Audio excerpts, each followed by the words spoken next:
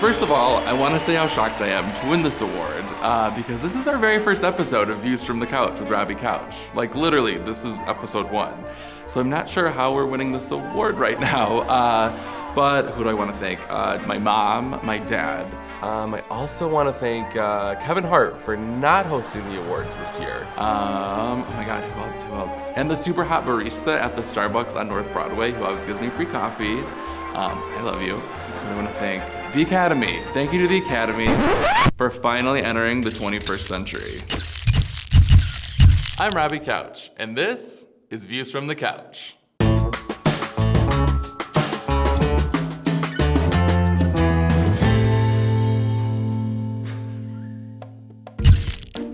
Okay, so the Oscar nominations come out next week, and I'm cautiously optimistic that not every single category will be a dumpster fire filled with white dudes. I said cautiously. No offense, white dudes, but as a fellow white dude, I'm kinda sick of us. Wait, can we get the gold background back again? I really like that. That's better. Several great films representing diverse characters and stories are getting buzz this year, like Roma, Black Panther, If Beale Street Could Talk, Crazy Rich Asians, and many others. Which brings us back to why I'm thanking the Academy in the first place. Let's start with what the Academy actually is and what it isn't. Because you may imagine the Academy as some like Wizard of Oz type of divine being that draws Best Picture out of a hat every year, but it's really just a group of accomplished people who work in film. The problem is, this particular group of accomplished people is overwhelmingly white and male and older.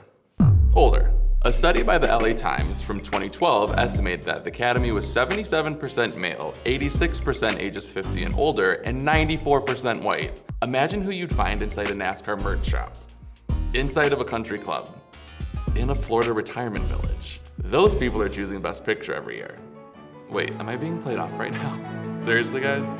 For the record, I have nothing against old white dudes, besides who they tend to vote for, how they sit using public transportation, and what they consider shoes. And I'm not saying every old white guy in the Academy is a racist, sexist D-bag either, although there probably are a few.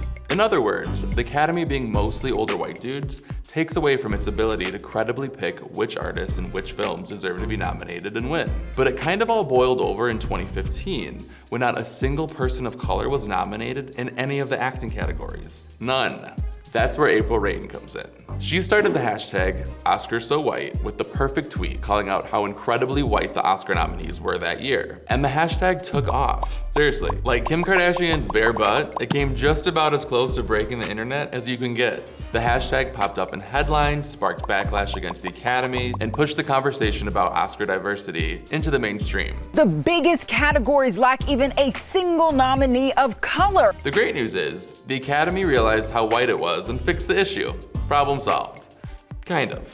Actually, the same exact problem happened in 2016. Every acting category, all white people. Thank you. Thank you. Thank you. Thank you all for this amazing award tonight. But the Academy did start admitting that it had a problem on its hands. Cheryl Boone Isaacs, the Academy's president at the time, promised that by 2020, the Academy will have doubled its number of women and minority members. Our audiences are global and rich in diversity, and every facet of our industry should be as well. It reported in June that a record high 928 people were invited to join. That new batch of celebs, well, didn't look like this. Folks like Mindy Kaling, Chloe Zhao, and Taye Diggs all got invites.